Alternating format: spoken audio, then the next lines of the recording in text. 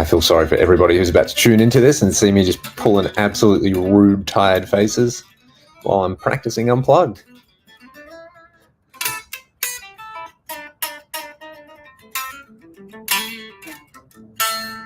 If you're tuning in, make yourselves known. What's going on? Actually, haven't practiced all week, even though we've been doing a lot of shows. The rust definitely sets in. Michael Toran, it is a pleasure to see your face, mate. Kia ora, guys. New Zealand's awesome. Absolutely awesome. Having such a good time here. Everyone is so kind, and I love this place. It's like a friendlier, less harsh Australia, isn't it? Hey, Toran, how was Dallas and how was Torchy's Tacos? Because that's probably my favorite place in Dallas to eat.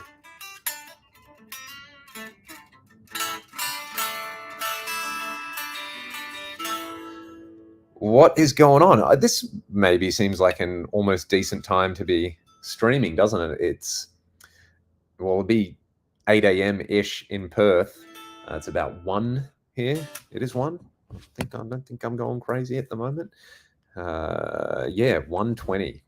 I've got 2 shows tonight, so it's a double back-to-back, which was fun when we did it last week. I was wrecked after it, but it was good fun. Hey, anyone in and around Dallas as well. Michael was just in Dallas. I saw that pop up on Facebook when I checked it, and I was like, you got to go to Torchy's Tacos. Some of the options on there, man, are just delicious. It's something that I definitely miss. There's one not too far from my in-laws' place. So anytime we go back to see family, that's like the first thing I have to have straight off the plane. Take me to Torchy's. All right. Straight in here with a great question. What's your favorite track from the Blue Murder self-titled debut? I've got it on vinyl, signed by Tony Franklin and Carmen Appice. Bro, that's awesome. I think my favorite one to play is probably Billy.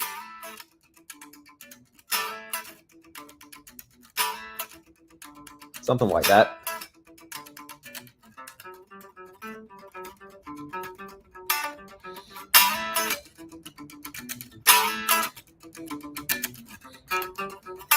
That's it.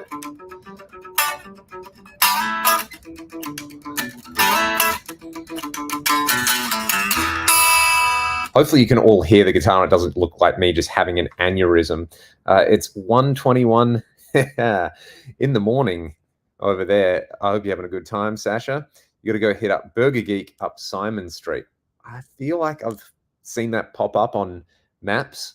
I've had a burger here and it was pretty good. And coffee here has been amazing. There's a place called Rumors down the road, and there's another one called Dose.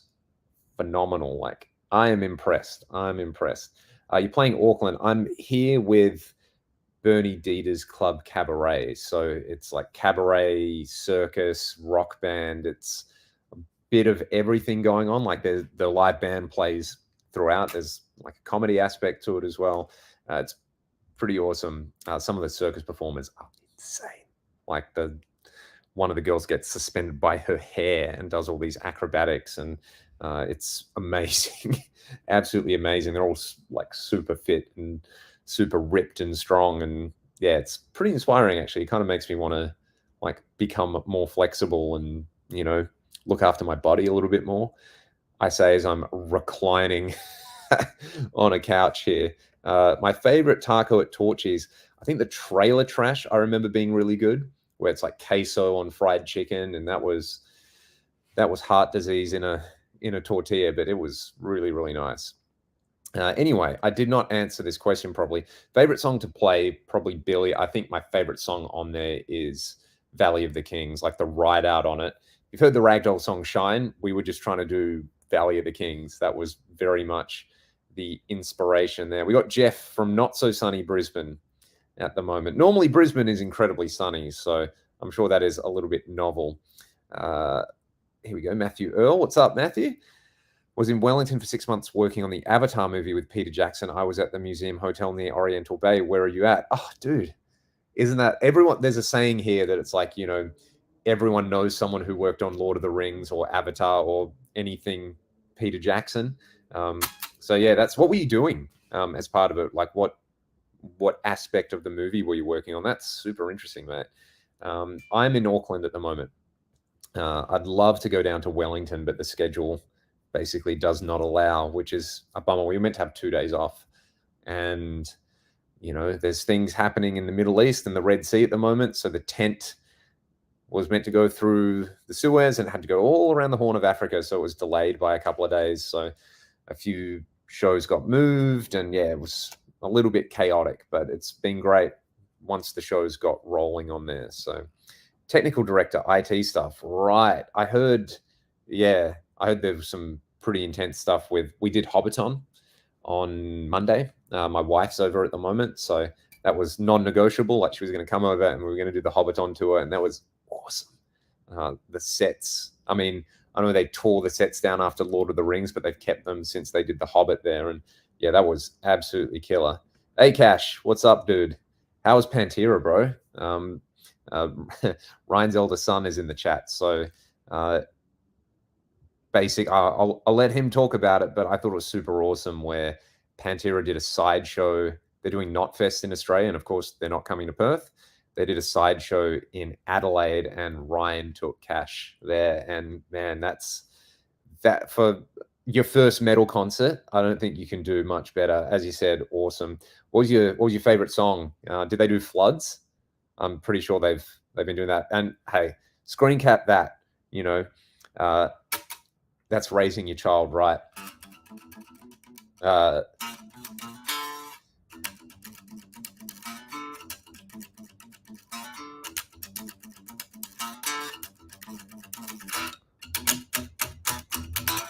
Part deaf now. What part of you is deaf?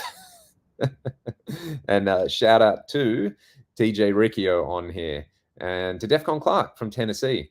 This is awesome.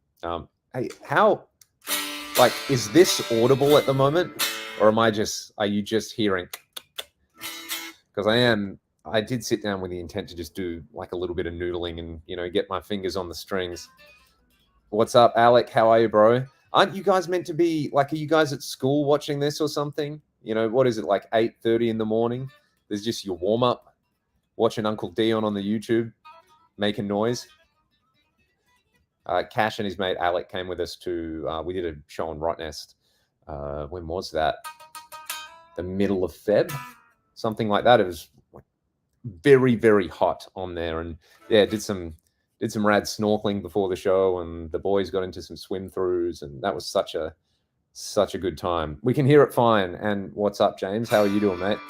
This guitar is so enjoyable to play unplugged as well. I mean, it's like the thickness of a pancake, but yeah, it's so well intoned as well. I'm borrowing a PRS CE24 from the local distro here. They hooked me up, which is awesome, and great guitar. Plays really, really nice, sounds great, but hearing this is like so in. 20 minutes before some boys fire away with some questions. I don't know if Cash, I don't know if your dad has shown you what I'm doing here, but there's some pretty crazy acts in the show. People being suspended by their hair, and people hanging from the ceiling, and contortionists and things like that. It's pretty amazing. Let's see. My old singer is taking his old drummer and his band Skindred. Oh, that's rad, dude. I like that band. They've got some really, really good stuff down at Hobbits. I feel terrible being a Kiwi and I've never been. I mean, look, I'll be honest. If it was in Perth, I would probably never go either, right? Because I'm sure a bunch of people who worked on it anyway. But it's a good day out. It's a really, really nice time. What's up, Alec? So you're both on there. Let's see. Will we be coming to Chicago with Ragdoll anytime soon? If you like video games and arcades, Galloping Ghost is a place to go. I think the next time we come back, we have to play in Chicago, because I went there for my honeymoon and loved it. It's one of my favorite cities in the US. And Qantas actually just had like a big sale on flights. So we were talking about, like, should we book some flights and just do some more shows? The New Zealand gig is great, dude. It's obviously very different to the normal ragdoll silliness that we do. I have to be a little bit more responsible and like stay in my box a little bit more, but it's great. Absolutely great. Praise the Lord and pass the Vegemite. Mate, I have missed Vegemite here. I know you can get it, but I mean, let's just do that, living the dream, kids. We're in a service department, which is nice for a com because you can kind of cook some stuff, but again, it's one of those things. Do you go and buy bread just to eat a single slice of toast with Vegemite and probably have it go off and waste a bunch of things? Yeah, but it's good. It's a good time. And yeah, Cash and Alec, because I know you're in here. Come to New Zealand the first chance you get. You guys would love it. The adventure side of stuff is so good, and it's kind of like a parallel universe version of Australia.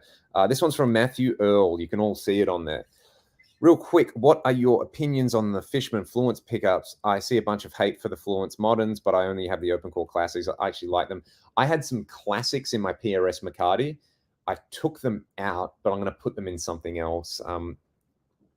They sound like passive pickups, I think.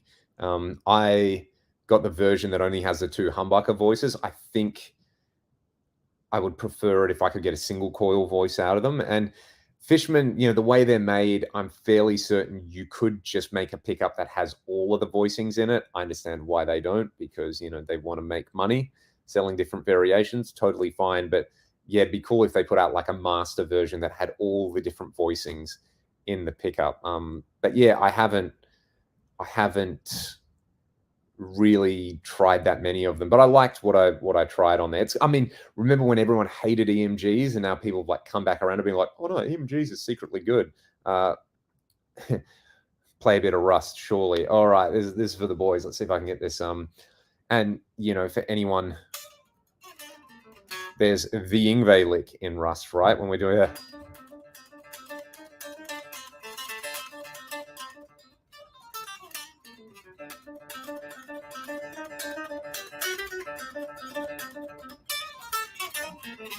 And then full Marty Friedman solo. And this lick, which I actually pulled directly from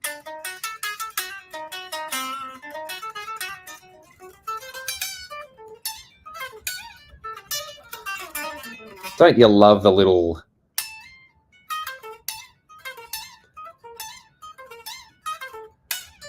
what's that? That's a diminished 7th slide up. And this is actually a dominant 7th. Going down to the 4th. I really like playing that solo. That's up there with my favorite ones that I've recorded, I think. All right, pickup question. Will a Damasio Super Distortion or Les Paul get me close to Sykes tone, or do I need a Dirty Fingers? I don't think you need a Dirty Fingers. I think you can definitely get there with just about anything nowadays. If you're going for the 87 thing, there's so much post-production on that sound as well. It's pretty wet, but it's very much, it's the Mark Series thing, and you can kind of hit those with just about any pickup and crank the gain up and get in that zone. So I'm sure you could get there with a Super Distortion. John doesn't even really sound like that anymore now, does he? So, and good morning, Michael. I hope wherever you are watching from, you're enjoying the morning. Hope the show is doing well. I'm using your IR on my Valentin GP200. I'd really like to try one of those. People have been requesting a demo for those for a while. So stoked that you like the IR. All right, boys, take it easy. Enjoy school. Be good to one another. Don't get into too much trouble. And hey, Tyler, I'm good, dude. I'm very, very good. How are you going? What's keeping you busy nowadays, mate? Always nice to see you pop up. Hey, dude. Joe, the unbreakable Joe Southwell has just showed up. So you wanna tell the world what happened? Who's this? This is just live, bro. Live. So don't go on electric scooters late at night. Don't do it. Don't do it. Just don't do it. Yeah, so Joe's been doing the entire show with a broken arm and probably a broken rib as well, which is against doctor's orders. Against doctor's orders, So hey, the show must go on, right? That's right. Yeah, and all I have to do is play guitar, so I'm not allowed to complain about anything at all. I'm going to get to some more questions in the chat. Enjoy. Earl Coley. That's a funny name, unless that's your real name, and in which case, I'm sure you still find it funny because E. Coley, right? I suggested to Pete Thorne that he should do a Sunday live interview with you. He has a high regard for you. That's mind-blowing. I'd love to do that with Pete. Pete's the OG, man. I remember the very first gear demo I ever did for my buddy Johnny at Anarchy Audio. He said, "Can you do the demo Pete Thorne style with a track?" And yeah, Pete, Brett Kingman, Andy from Pro Guitar Shop, and now from Reverb, they're the founding fathers of this thing that now happens with guitarists on the internet, aren't they? And Pete is still killing it. It's amazing. I've got his recent EVH video bookmarked because I want to watch that at home on my studio monitors. Yeah. This is a good question. Do you practice your guitar faces or are they naturally occurring? Totally naturally occurring. It's yeah, I don't think it's something you'd want to practice, is it?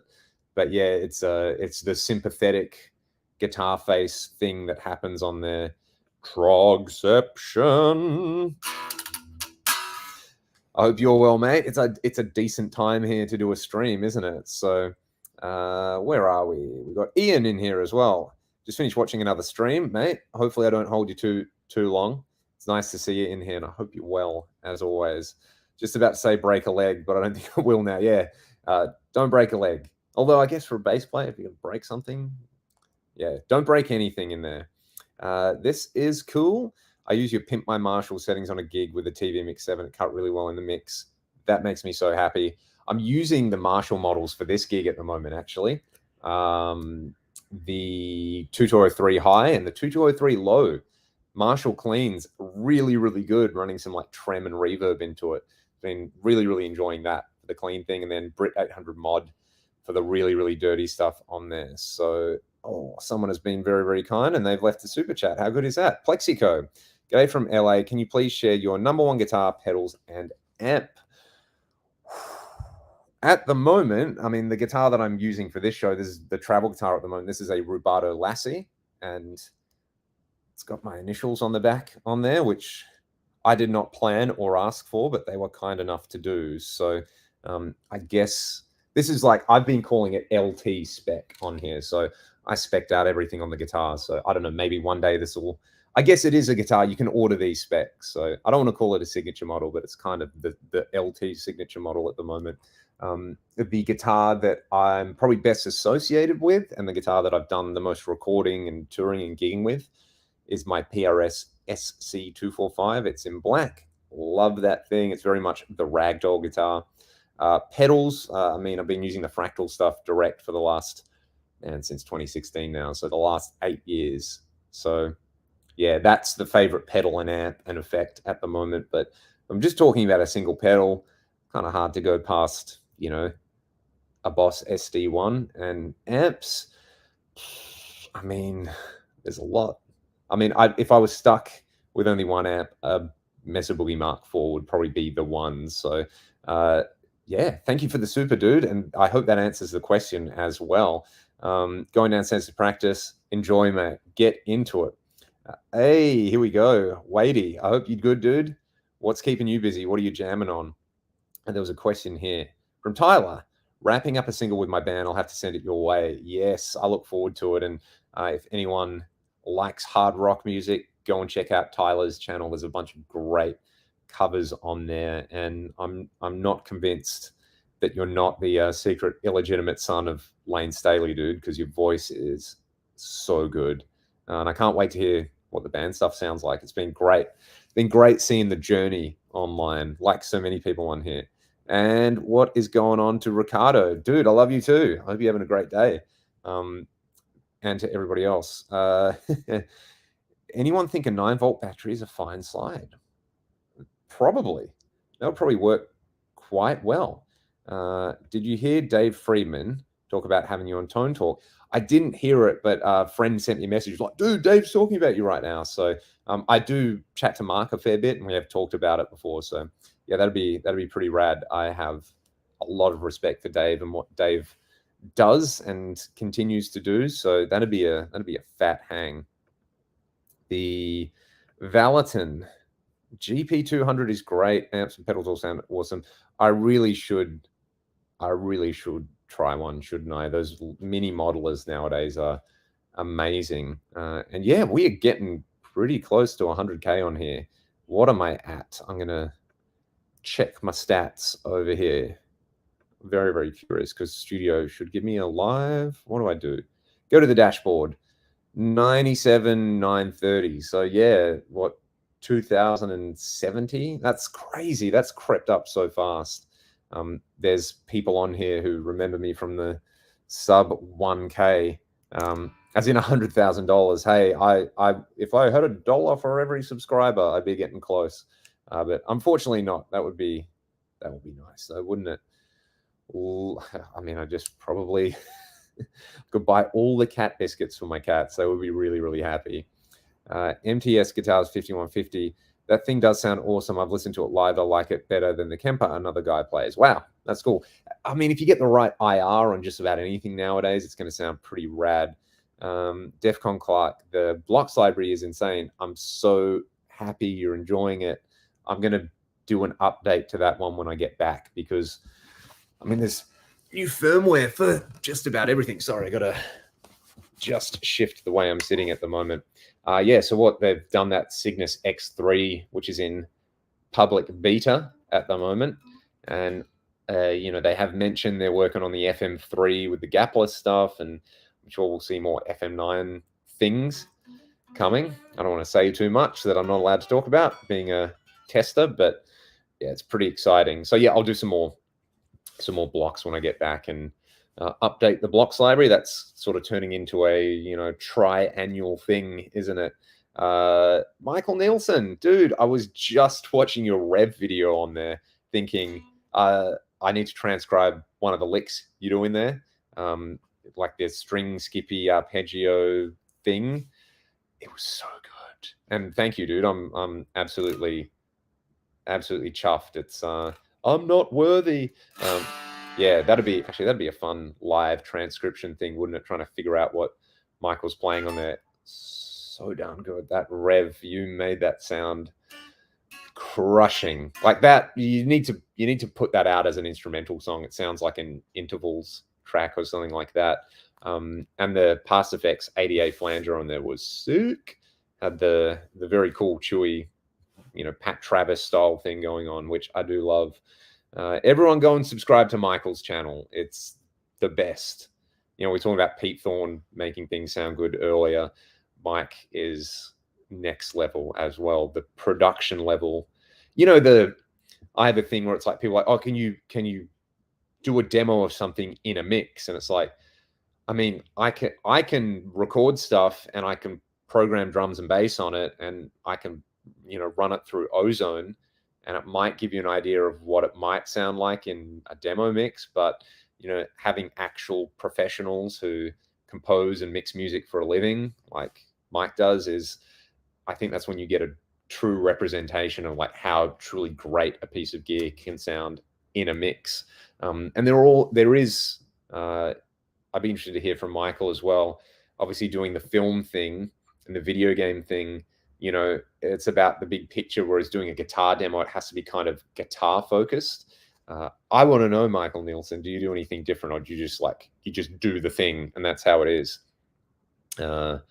And here we go. Yeah, the blocks library, it means a lot to me. I had a mate actually just message me. He's like, oh, I just bought an FM3 and I've been binging your videos, you know. So yeah, it's nice to know that there's actually some useful information in there. And, you know,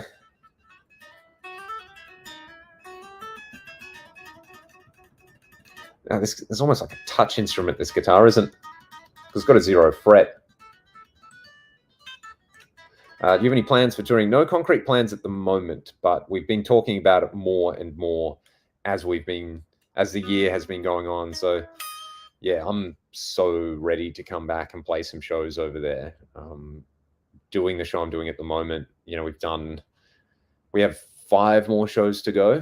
So I guess we've done 15 shows in the last 10 or so days, and just like doing that many gigs at once is like, I need that in my blood. I think that's it's such a good feeling to just keep going and just like refine the show. And I love that about touring the States as opposed to say like touring Australia, where, you know, for Ragdoll, yeah, we can do a weekend of shows and we'll hit the 3 big cities, and that's about it. And then we go back to, you know, doing the mine sites and everything else that kind of keeps the band ticking over.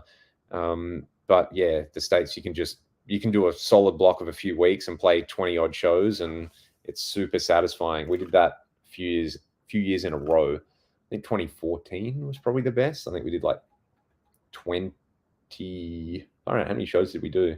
We did 20 shows in 21 days at one stage, and that felt like proper touring. You know, by the end it was so tight. No, it was so satisfying. That was really, really good. Anyway, I want to come back one way or another. It's I'd love to get back over with the band because we did it a lot. We did like 5-6 years in a row coming to the States, and it's been a little bit of a drought now. So yeah, go and send Michael some love as well. I will do my best to transcribe that lick at some point. Here we go. Been watching Michael since he bought the green Flying V Minion and then changed the pickups. Yeah. Where did I think the first mic video I watched was some of the Kemper profiles with the 80A MP1. I was like, oh, somebody else has an 80A MP1 in the world. And then the Zach Wild Shaved Ears video, that made me want to go buy an SPX 90. And then, you know, the Huff videos and the Lexicon videos. And yeah, it's amazing. Here we go. We have an answer. When I'm writing, I have to see the picture in my head, then I kind of sonically carve it into place. Probably like when you're in the zone soloing, I've seen you look like you get into a flow. Okay, that sort of makes sense, where it's just like, this is the thing that I'm going for. And it's like sculpting it, you know. You see a sculpture and you see the sculptor and you're like, how do you do that? And they're like, yeah, I visualized it first, right? Or a computer programmer, you know, they know what they want to do, and then they have the tools to do that. I'm hanging out here because Michael Nielsen and he's worked with John Sykes. Exactly. You should all go and watch the Gear podcast episode we did with Angus and with Michael, because Michael talks about working with John. Yeah, that'd be a trip. I don't know how I'd go in that situation. But yeah, Angus, I hope you enjoyed my Sound Check is Fun video the other day as well. I was explaining that to the band, that, you know, who you are and what you do in those videos. And yeah, man, the respect only grows for how you can play that stuff in that venue with everything else going on. It's phenomenal. Like, I'm struggling night to night to play the same thing. It's a steep learning curve, but it's very, very fun. Where are we at? I was wondering if you could touch base on how to obtain the Metallica Justice and Ride Tone using the Axe Effects 3. I'm fairly certain what they're doing is they're using the USA 2C++ model. That's the model they use live to replicate that. So there's been, go and watch the Plague Side Studios video he has a series called The Tone Engineer. He does a full Metallica deep dive. I think he's using an AX8, but all of that will apply in there. You know, just, yeah, oh man, you know, people kind of rag on Justice for having no bass guitar, but that's part of the vibe for me. Like, the guitar sounds so brutal in there. Would love to see Ragdoll here in London. ONG. What is it? Is that Ong or Ont? Is that meant to be a T on there, like Ontario? It's a great venue. Canada, man, there's so many places I would like to play. But Canada seems like another parallel universe Australia. Every Canadian I've ever met has been an absolute Champosaurus Rex. Yeah, we're building up the line check is fun. Yeah, man, this is a really, really fun gig. For anyone curious about what the set list is like, so Bernie does a few covers and does a few originals in there, but it starts out with like a really heavy version of Come Together in drop D, but you know, it's that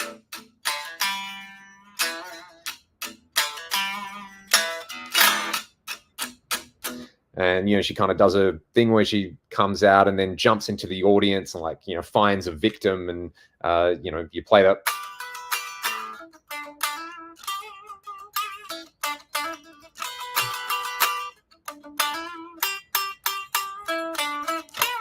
So I get to play a big guitar solo there, and there's a whole section where, you know, it's sort of like you just watch what she's doing. So you're sitting there going, you know, introduces the crowd, kind of terrifies everybody, you know, gets into the crowd. What she does is amazing. And then the second song at the moment is an aerial routine with straps. Joe, like, and so he kind of plays.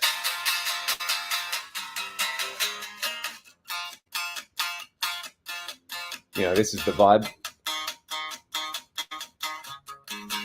And there's a big like ambient section in the middle there. So that one's super fun. And then we do a very cabaret version of Kiss by Prince. So it's tremolo and reverb and really.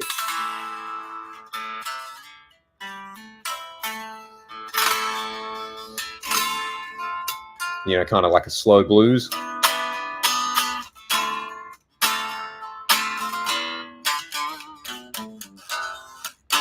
And there's like a fire contortionist. So that's wicked. Then we do kind of like a jazz medley with Ruben, who was like he's performed with Cirque du Soleil and things like that. So like an old school circus style act. So the first track is Ahmet's Blues. So he's doing this stuff where, you know, he's like on, yeah, like one hand totally vertically out, smoking a cigar and like putting his hat on his head with his feet and things like that. And we just kind of jam over like a jazz blues. And then there's a version of So What, which has been interesting playing that. And then there's like a track in there. So he gets people on stage, stands on their shoulders, does this suspension thing. We play, there's one of Bernie's original songs, which is sort of like a ballad where she walks through the crowd. Then we do a version of Rebel Yell with a hula hoop artist, which is, I didn't know you were allowed to hula hoop like that. So that's sort of the first set. And then the second set, where they kind of have this old German cabaret song that they do called Pirate Jenny. So that's pretty fun, and, you know, introduces the cast and the next part of the act. Then there's a contortionist in there. There's my doppelganger, Chris, who's like the world champion or Australian champion pole dancer, which is pretty amazing. Dude is like so strong and so ripped. It's like, don't go to the gym. You know, like if you want to get like that, like we should just all do pole. And yeah, so that's sort of like an EDM electronic rhythmic delay style thing. There's a contortion thing, and then there's like another ballad with the aerial silks. And then we do a version of No Doubt, Just a Girl, while Bella suspends by her hair and does acrobatics in there, which is, yeah, so fun. Yeah, the pics look psycho, right? It's pretty out there. Hey, Lyric Bread, I hope you're well, mate. Always lovely seeing your name pop up. How's the Lassie treating you? Very, very well. I got through, I think, 7 shows with the first set of strings on this, so I was pretty stoked with that. But like, I don't need to tune it during the gig. It's amazing. The intonation is perfect. So easy to play. I'm very, very acquainted with this guitar now, which is great. Play some Queensryche. Let me see. What can I think of?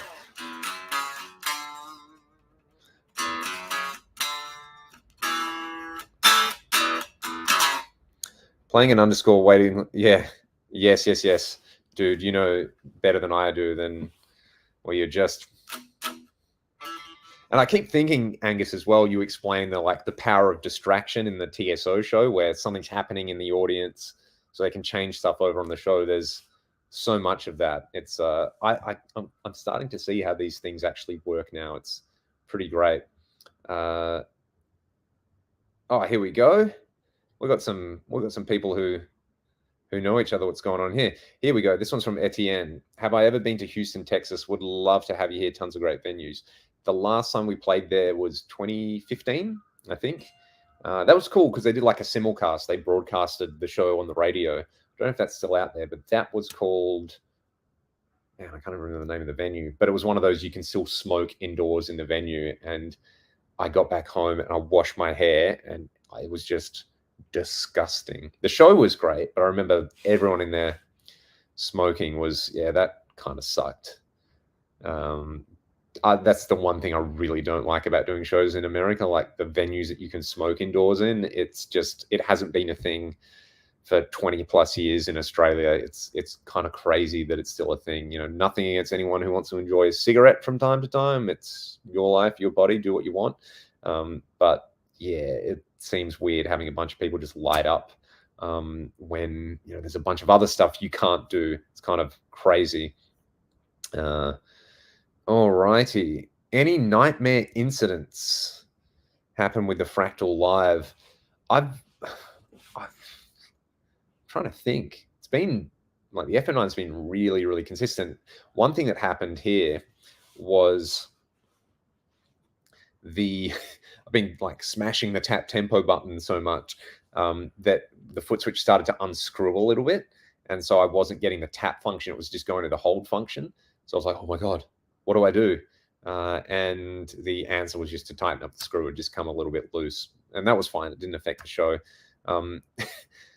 I've had more nightmare incidents using wireless units than anything else. But yeah, and just doing dumb stuff, you know, where it's like going to a preset, going, oh, I'm just going to change because I feel like it in the heat of the moment to this synth preset where it's not leveled and stuff being way too loud. So yeah, that's the only thing I can really think about at the moment. Again, just having stuff that's maybe a bit too loud or not loud enough on there. But I have learned how to level my presets. And this show's great because we do a sound check before every single show. It's way less just get up on stage. You know, the last Ragdoll show we played was in Melbourne, and that was at a festival. So you're rushed on stage, you do a line check, they turn you up, and if something goes wrong, well, then that's just what happens. So yeah, compared to using, I had so many more problems with my touring rig in the States, which was a PV6505. That thing every other night sounded like it was going to blow up, or there was an earthing issue or volume issues and things like that. So yeah. Oh, we got a what internationally insane studios and no signal. I imagine you're talking about the Nuno and the Wolfgang in here. So I'm just spying at the chat, seeing what's going on there. So yeah, that's cool. That's cool to know if you're down the street from the whiskey. That's got to be like a cool place to be, right?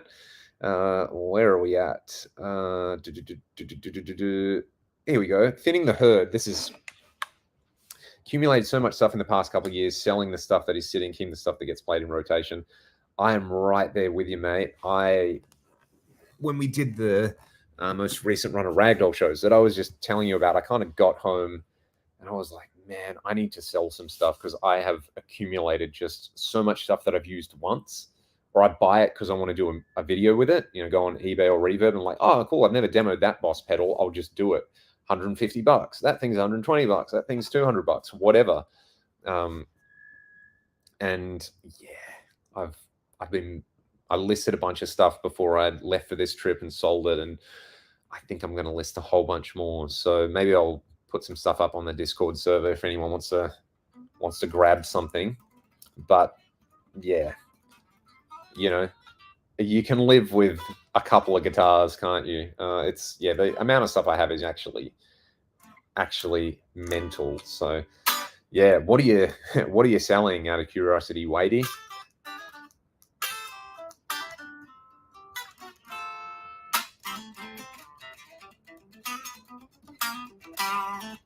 Yeah, so I was talking about this before. This is the Rubato Lassie.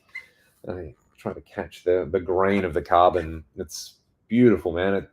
This is easily the best playing guitar I own, and probably the best playing guitar I've ever played. It's unbelievable.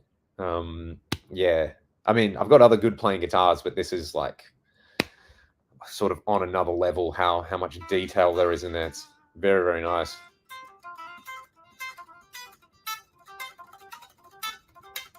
That's That's a fiddly lick.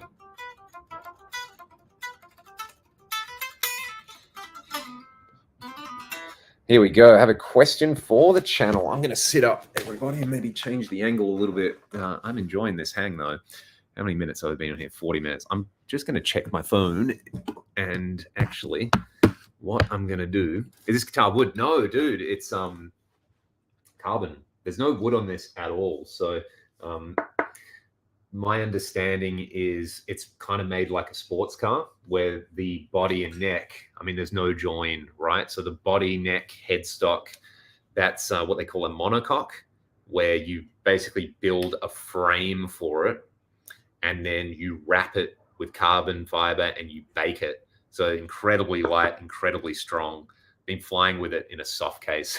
And I actually got it from, put it in the soft case, checked it at the airport, got it back here, and it was in tune. Like it just hadn't moved. It was a little bit cold, but it's so loud.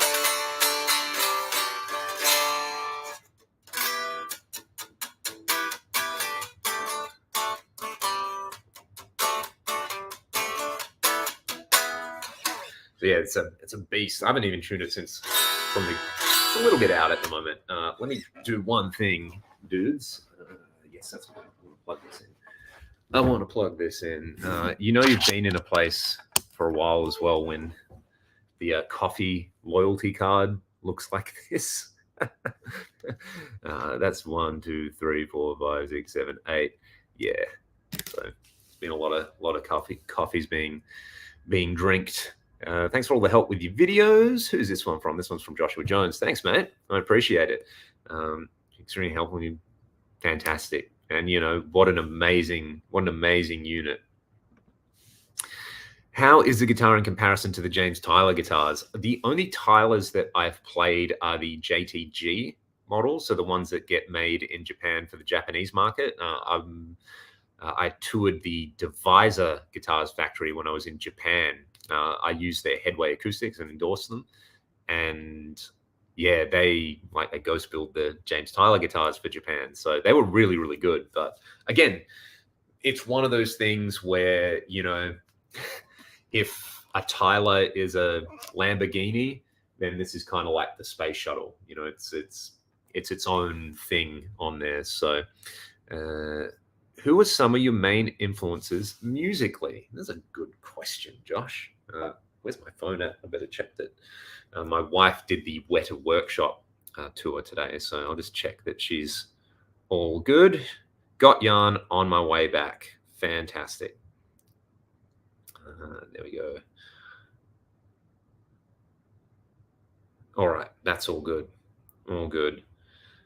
What was I going to say? Musical influences. I started playing guitar because I got into skateboarding when I was like 13 or 14, and Linkin Park Hybrid Theory had just come out. A friend of mine gave me. I taped it off CD. So it was sort of like the thing that got me into rock music. And then a family friend gave me a Thin Lizzy album, Live and Dangerous. So I was like, oh, I want to be able to do it.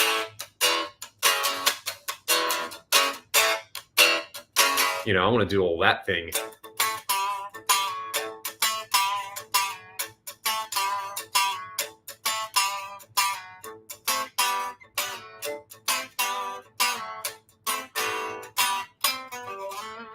So yeah, it was that. And then from there, hey, you know, there's this guy called Gary Moore who played in Thin Lizzy for a bit.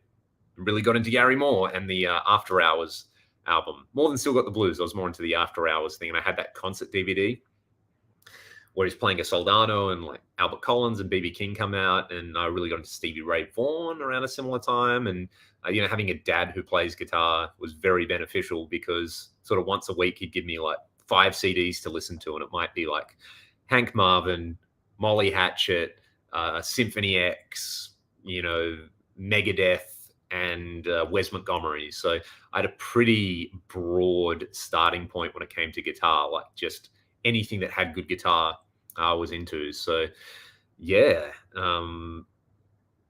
all that stuff basically. So I would say some important moments where I remember hearing the Savatage song Edge of Thorns on a compilation album, again, that my dad bought, and he was just playing. We were hanging out in his workshop, and it came on. I was like, what is this? This is like the greatest thing I've ever heard in my life. I want to be a rock guitar player hearing that, you know.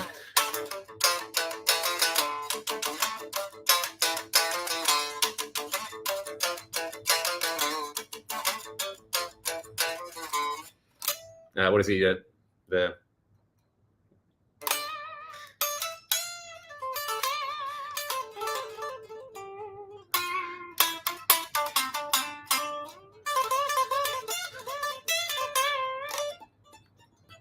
All that kind of stuff. Chris Oliva, massive, massive influence. Probably one of those players where I was like, oh, you can do the feel thing and the shred thing together. So yeah, big up into that. The same compilation album had Whitesnake Still of the Night in it, which again was another one of those. The first time I heard it, it changed my life. So Sykes, big one in there. Where are we at? Yeah, people get it in here. And Mark, I'm not worthy, mate. I'm so stoked to know that all the stuff that I put out, people dig. So thank you. Robin Trower, yeah. And then, you know, I went through a big prog rock phase. Obviously Pink Floyd, yes. Genesis with Peter Gabriel, Camel, Andy Latimer, and David Gilmour. They'd be two of my favorite players as well. That very much the, you know, doing a lot with not too much. So yeah, a lot of blues, a lot of hard rock. Marty Friedman and Jason Becker and Paul Gilbert is another one. The Paul Gilbert Intense Rock is like, yeah, basically learning all the licks on that. That's sort of, you know, where I learned to chop up. Also the Vinnie Moore VHS, all the kind of cool lines on there. But yeah, Paul Gilbert definitely. Marty, you know, so much character. So many of those amazing, amazing solos. And I was it. 1 second. I am just going to take this call and maybe let my wife into the hotel room. What's up? Are you here? 1 second. All right. I'm going to do this. I'm going to put my guitar right here. I'm going to let you all just ask some questions. I'll be right back. And hopefully Joe doesn't get onto my onto my live stream and sabotage me.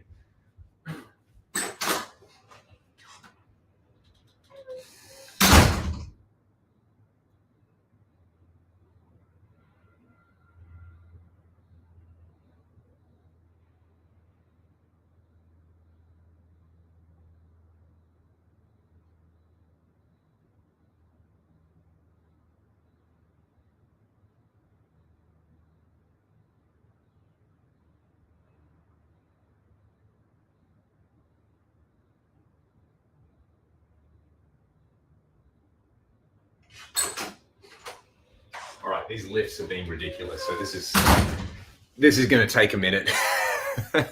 I'm back. I saw Adrian Vandenberg last week. That's amazing. How was he sounding? Where did we? Cheech and Chong. Hang on. Where are we at?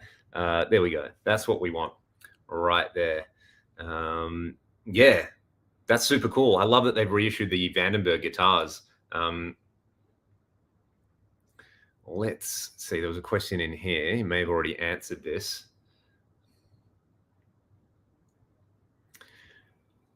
But did you see Bungle when they came through? I just missed them.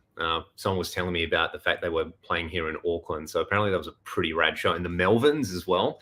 Apparently Patton was just on in a big way. So 1 second. Okay. I'm going to do it right now. I'll be right back.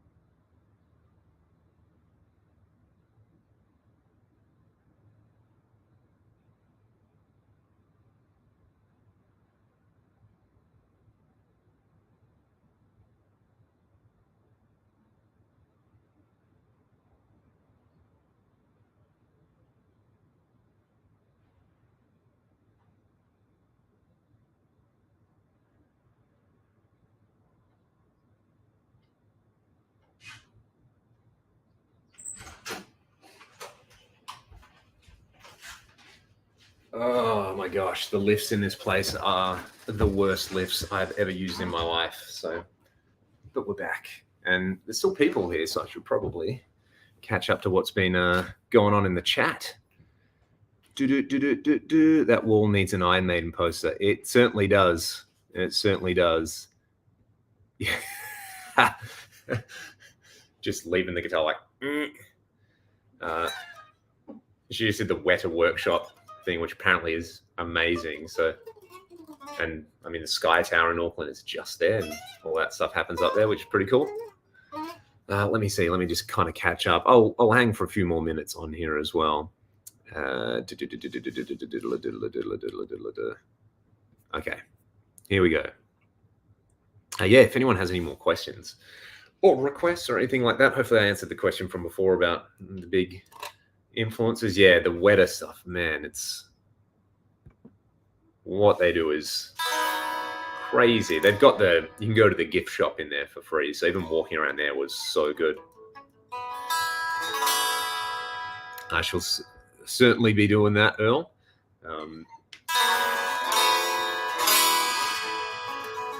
I mean, hey, I've done a stream and I haven't played this chord yet.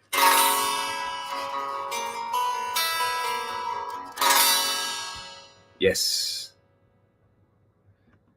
Who's taking care of the cats? I'm glad you noticed that.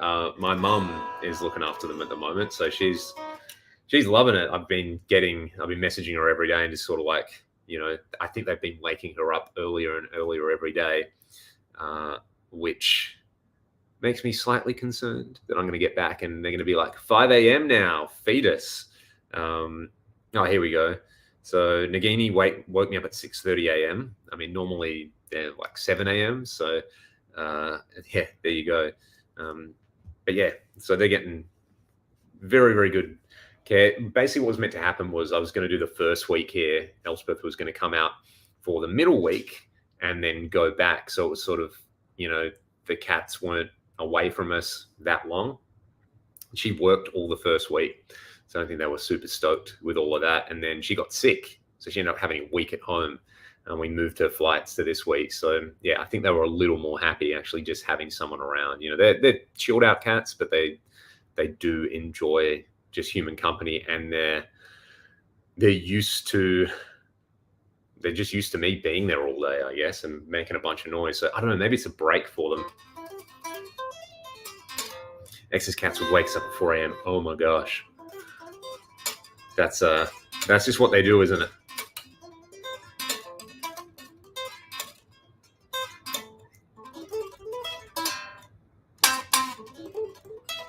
Got to work on my muting technique with this.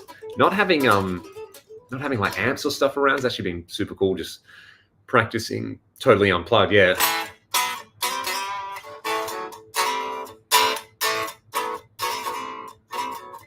I live with an Aussie native, a little Ackie monitor. Oh, dude, that's really, really cool. There's pretty amazing critters in Australia, isn't there? One thing I learned as well, no snakes in New Zealand, which to me is so strange that they're everywhere in Australia, but not here. So yeah, if you're worried about the critters in Australia, maybe you actually want to go to New Zealand. So yeah. Awesome. All right. Well, I think I'm gonna finish up. This is a really fun stream. Thanks for all the super chats, everybody. I will just woke up. It looks like I've actually been up all day. My eyes have been. We got this sort of like gift package from the festival with a bunch of stuff from their sponsors. One of which is a skincare company, and I use this like night mask thing, and I think it's just agitating my under my eyes, so my eyes look super puffy. I just kind of look like, oh man, I look super stoned actually, which is funny because that's not something that I do. So yeah, this is just the face that I'm stuck with, unfortunately. Oh, here we go. This is a cool one before I go. Driving home with my new PRS DGT SE that I just picked up from Zach at Chicago Music Exchange. Can't wait to plug it in.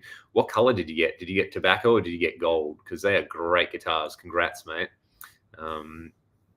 And one last one here. Alternatives to the Yamaha Magic Stomp.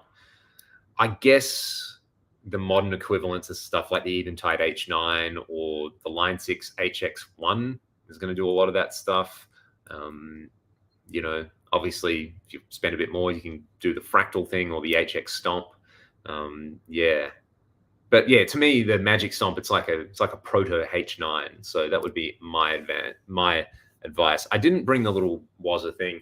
I did bring my Apollo interface, thinking that I would do a bunch of work and recording, but that just hasn't happened. I've just been doing stuff all day. So yeah, Gold Top, mate, you made the correct choice. Well done. Welcome to the Gold Top Club. All right, everybody. I hope you're all going to enjoy your days, evenings, mornings, wherever you are in the world. Take it easy. Thanks for hanging out. And I do have a video that's going to be live later today, my time. So it'll be probably morning-ish in the US with just sort of like a little update and some footage from the show. So keep yourself posted for that one. Sure, boys. Take it easy. I should probably hit the end stream button properly, shouldn't I? All right. Take it easy, dudes.